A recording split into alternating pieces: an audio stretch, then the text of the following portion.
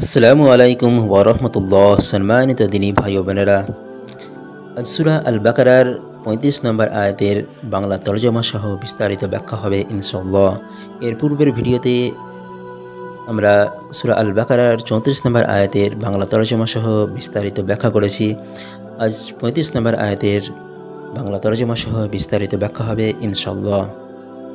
সূরা আল বাকারার ৩৫ নম্বর আয়াতে আল্লাহ তাআলা বলেন, আর আমি বললাম, হে আদম, আপনি ও আপনার স্ত্রী জান্নাতে বসবাস করুন এবং সেখান থেকে ইচ্ছা স্বাচ্ছন্দ্যে আহার করুন, কিন্তু এই গাছটির কাছে যাবেন না, তাহলে আপনারা হবেন জালিমদের অন্তর্ভুক্ত। মুহাম্মদ ইবনে ইসহাক বলেন, আল্লাহ তাআলা ইবলিসকে অভিশপ্ত করার পর আদমের প্রতি মনোনিবেশ করলেন। আদম আলাইসাল্লামকে তন্দ্রাচ্ছন্ন করা হলো এবং তার বাম পাঁজর থেকে একখানা হাড় নেওয়া হলো আর সে স্থানে গোস্ত সংযোজন করা হলো। তখন আদম ঘুমিয়েছিলেন।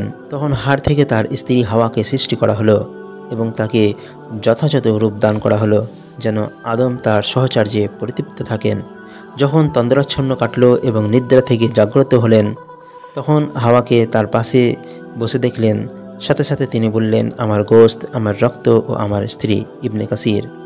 অন্য বর্ণনায় ইবনে মাসউদ, ইবনে আব্বাস এবং অন্যান্য সাহাবী থেকে এসেছে, ইবলিসকে জান্নাত থেকে বের করা হলো আর আদমকে জান্নাতে বসবাসের সুযোগ দেওয়া হলো, কিন্তু তিনি জান্নাতে একাকিত্ব অনুভব করতে থাকলেন।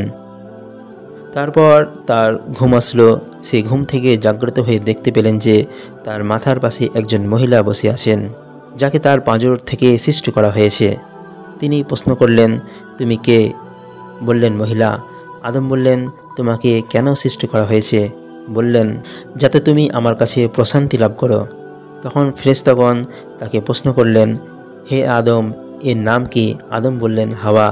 তারা বলল, তাকে হাওয়া কেন নাম দেওয়া হলো? তিনি বললেন, কেননা তাকে জীবিত বস্তু থেকে সৃষ্টি করা হয়েছে। ইবনে কাসির। এর সমর্থনে একটি হাদিস পায়। রাসূলুল্লাহ সাল্লাল্লাহু আলাইহি ওয়াসাল্লাম বলেছেন, তোমরা নারীদের ব্যাপারে আমার উপদেশ গ্রহণ করো, কেননা তাদেরকে পাঁজর থেকে সৃষ্টি করা হয়েছে আর পাঁজরের সবথেকে বাঁকা অংশ হচ্ছে উপরিভাগ। তুমি যদি তাকে সোজা করতে যাও তবে তাকে ভেঙে ফেলবে, আর যদি ছেড়ে দাও সবসময় বাঁকাই থেকে যাবে। সুতরাং নারীদের ব্যাপারে উপদেশ গ্রহণ করো। বুখারী শরীফ 3331 এবং মুসলিম শরীফের 1468 নম্বর হাদিস। কোনো বিশেষ গাছের প্রতি ইঙ্গিত করে বলা হয়েছিল যে এর ধারে কাছেও যেও না। প্রকৃত উদ্দেশ্য ছিল এ গাছের ফল না খাওয়া, কিন্তু তাকিদের জন্য বলা হয়েছে কাছেও যেও না। সেটা কি গাছ ছিল কুরআনুল করিমে তা উল্লেখ করা হয়নি। কোনো নির্ভরযোগ্য ও বিশুদ্ধ হাদিস দ্বারাও তা নির্দিষ্ট করা হয়নি। এই নিষেধাজ্ঞার ফলে এ কথা সুস্পষ্ট বোঝা যায় যে সে বৃক্ষের ফল না খাওয়াই ছিল এই নিষেধাজ্ঞার প্রকৃত উদ্দেশ্য, কিন্তু সাবধানতা সুযোগ নির্দেশ ছিল এই যে সে গাছের কাছেও যেও না।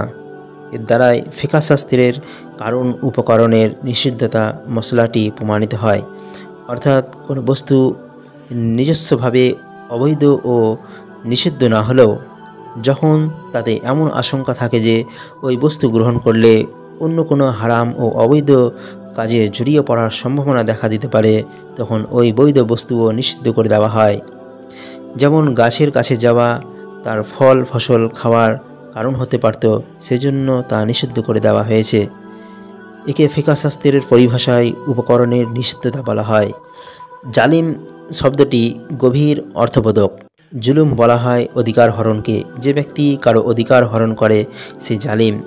যে ব্যক্তি আল্লাহর হুকুম পালন করে না, তার নাফরমানি করে, সে আসলে তিনটি বড় বড় মৌলিক অধিকার হরণ করে। প্রথমত, সে আল্লাহর অধিকার হরণ করে, কারণ আল্লাহর হুকুম পালন করতে হবে, এটা বান্দার প্রতি আল্লাহর অধিকার। দ্বিতীয়, এই নাফরমানি করতে গিয়ে সে যে সমস্ত জিনিস ব্যবহার করে তার সবার অধিকার সে হরণ করে। তার দেহের অঙ্গ প্রত্যঙ্গ, স্নায়ুমণ্ডলী, তার সাথে বসবাসকারী সমাজের অন্যান্য লোক, তার ইচ্ছা ও সংকল্প পূর্ণ করার ব্যবস্থায় নিয়োজিত ফেরেশতাগণ এবং যে জিনিসগুলো সে তার কাজে ব্যবহার করে তাদের সবার ওপর অধিকার ছিল। এগুলি কেবলমাত্র এদের মালিকের ইচ্ছা অনুযায়ী ব্যবহার করতে হবে। কিন্তু যখন তার ইচ্ছার বিরুদ্ধে সে তাদের ওপর নিজের কর্তৃত্ব ব্যবহার করে, তখন সে আসলে তাদের ওপর জুলুম করে।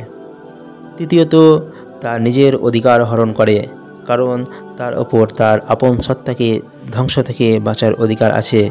কিন্তু নাফরমানি করে যখন সে নিজেকে আল্লাহর শাস্তি লাভের অধিকারী করে, তখন সে আসলে ব্যক্তিসত্তার ওপর জুলুম করে। এসব কারণে কোরআনের বিভিন্ন স্থানে গুনাহ শব্দের জন্য জুলুম এবং গুনাহগার শব্দের জন্য জালিম ব্যবহার করা হয়েছে। আজকের মতোই এতটুকুই। ইনশাআল্লাহ পরবর্তী ভিডিওতে এর পরবর্তী আয়াতের বিস্তারিত ব্যাখ্যা হবে। আসসালামু আলাইকুম ওয়া রাহমাতুল্লাহি ওয়া বারাকাতুহু।